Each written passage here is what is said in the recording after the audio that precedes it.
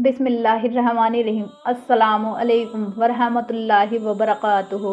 قرآن کی کچھ باتیں ایسی ہیں جن کو جاننا آپ کے لیے بے حد ضروری ہے۔ 3 وقت ایسے ہیں جن میں قرآن مجید کی تلاوت نہیں کرنی چاہیے، ورنہ اجر و ثواب کی بجائے گناہ لکھا جائے گا۔ دوستو، خبردار رہیے، قرآن مجید اللہ تبارک و تعالیٰ کی سب سے بڑی نعمت ہے۔ یہ کتاب انسان کے لیے ہدایت کا بہترین خزانہ، مغفرت کا ذریعہ اور برکت کا سمندر ہے۔ اس میں الہی انعامات، توحید کی تعلیم، ربانی طاقتوں کے نشان اور کرامات کی حکمتیں شامل ہیں۔ قرآن مجید انسان کے لیے رحمت، برکت، مغفرت اور کامل ہدایت ہے۔ یہ ہے اللہ کی خوشنودی کا راستہ ہے، گناہوں سے بچنے کا طریقہ ہے اور نیک راہ پر چلنے کا ذریعہ ہے۔ دنیا کے ہر مسئلے اور ہر تکلیف کا حل اس کتاب میں موجود ہے۔ یہ انسان کو امن و سکون دیتی ہے اور فلاح کا منبع ہے۔ اللہ تبارک و تعالیٰ نے انسان کو اشرف المخلوقات بنانے کے لیے اس کتاب کو نازل کیا۔ یہ کتاب جو شفا اور رحمت کا خزانہ ہے، سرور کائنات حضرت محمد صلی اللہ علیہ وسلم پر اتاری گئی۔ جو لوگ اس کتاب کو تھامتے ہیں انہیں تمام امتوں سے افضل بنا دیا گیا۔ جو اسے پڑھتے اور اس پر عمل کرتے ہیں انہیں سب انسانوں سے بہتر قرار دیا گیا۔ قرآن مجید اللہ تبارک و تعالیٰ کی اپنی امت سے محبت کا سب سے بڑا ثبوت ہے۔ ہمیں چاہیے کہ ہم اس کتاب کی قدر کریں، اس کے حکموں پر عمل کریں اور اپنے دل دماغ کو اس کے حوالے کر دیں تاکہ رحمت، برکت، مغفرت اور الہی قرب نصیب ہو سکے۔ قرآن مجید اللہ کا کلام ہے۔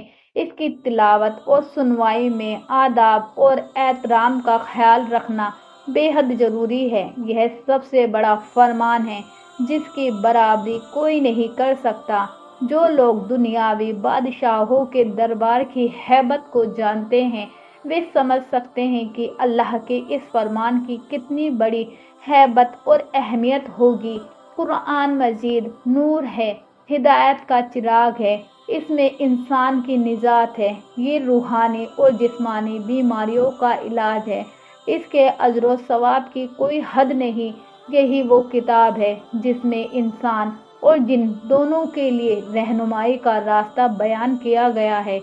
جنہوں نے قرآن سے کنارہ کیا وہ بھٹک گئے اور جنہوں نے اس پر بھروسہ کیا اور عمل کیا انہوں نے دین اور دنیا کی کامیابی حاصل کی۔ قرآن مجید محفوظ ہے اور اس کی حفاظت کے لیے کئی ذریعے بنائے گئے ہیں۔ انہی میں سے ایک ذریعہ ہے کثرت سے تلاوت کرنا۔ قرآن مجید عام کتابوں سے جدا ہے، یہ کلام الہی ہے۔ اسے پڑھنے، سمجھنے اور اس پر عمل کرنے کا حق ادا کرنا ہر مسلمان پر فرض ہے۔ قرآن مجید کی تلاوت کے کچھ ظاہری اور باطنی آداب ہیں جن کا خیال رکھنا لازمی ہے۔ پاکی کی حالت میں تلاوت کرنا افضل ہے، چاہے کھڑے ہو کر ہو یا بیٹھ کر۔ اگر کوئی بیمار ہے یا پریشانی میں ہے تو بنا وضو لیٹ کر بھی پڑھ سکتا ہے، لیکن پیر پھیلا کر یا بے ادبی کے ساتھ نہیں۔ افضل یہی ہے کہ وضو کر کے قبلہ رخ بیٹھ کر ادب کے ساتھ تلاوت کی جائے۔ چار جانو ہو کر بیٹھنا بہتر ہے۔ قرآن مجید میں ارشاد ہے، جو لوگ کھڑے، بیٹھے اور لیٹے ہوئے اللہ کو یاد کرتے ہیں اور آسمان و زمین کی تخلیق میں غور کرتے ہیں وہی عقل والے ہیں۔ تلاوت کی مقدار کے بارے میں حضرت عبداللہ بن عمر رضی اللہ تعالیٰ عنہ نے رسول اللہ صلی اللہ علیہ وسلم سے عرض کیا، یا رسول اللہ، قرآن کتنے دنوں میں پورا کروں؟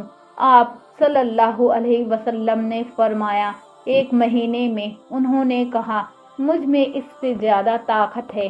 آپ رسول اللہ صلی اللہ علیہ وسلم نے فرمایا، 7 دن میں پورا کر لو، لیکن 3 دن میں کم پڑھو ورنہ سمجھ نہیں پاؤ گے۔ اس سے معلوم ہوا کہ ہفتے میں ایک بار قرآن ختم کرنا سب سے بہتر طریقہ ہے۔ اس کے لیے قرآن کو 7 حصوں منزلوں میں بانٹ لیا جائے۔ तिलावत के बाद दुआ करना जरूरी है। अगर कुरान के आखिरी सफ़े पर दुआ लिखी हो तो उसे ज़रूर पढ़ें। मिसवाक करके, वुज़ू करके, तवज्जो और खुशू के साथ, दिल की हाज़िरी के साथ पढ़ें। ऐसा महसूस करें कि आप अल्लाह से हम कलाम हैं। अब नाज़रीन, 3 हालतें ऐसी हैं जिनमें कुरान मजीद की तिलावत हराम है। हालत जनाबत, जब गुस्ल वाजिब हो, औरतों की हैज़ की हालत, औरतों की निफास, विलादत के बाद का खून। इन हालतों में ना कुरान को छू सकते हैं और ना ज़बानी पढ़ सकते हैं। हाँ, कुरानी दुआ की आयतें जैसे आयतुल कुर्सी या दरूद शरीफ दुआ की नियत से पढ़ सकते हैं। रसूलुल्लाह सल्लल्लाहु अलैहि वसल्लम ने फरमाया, हैज़ और जुनूबी कुरान से कुछ ना कुछ पढ़ें। बेवजू कुरान को छूना जायज़ नहीं, लेकिन ज़बानी पढ़ना मुमकिन है। अलबत्ता हालत जनाबत, हैज़ और निफास में ज़बानी पढ़ना भी मना है। अगर आपके सामने कोई कुरान पढ़ रहा हो और गलती कर दे तो उसकी गलती दुरुस्त करने के लिए बोल सकते हैं। इसी तरह अल्हम्दुलिल्लाह, सुब्हानअल्लाह, इंशाअल्लाह जैसे कालिमात कह सकते हैं।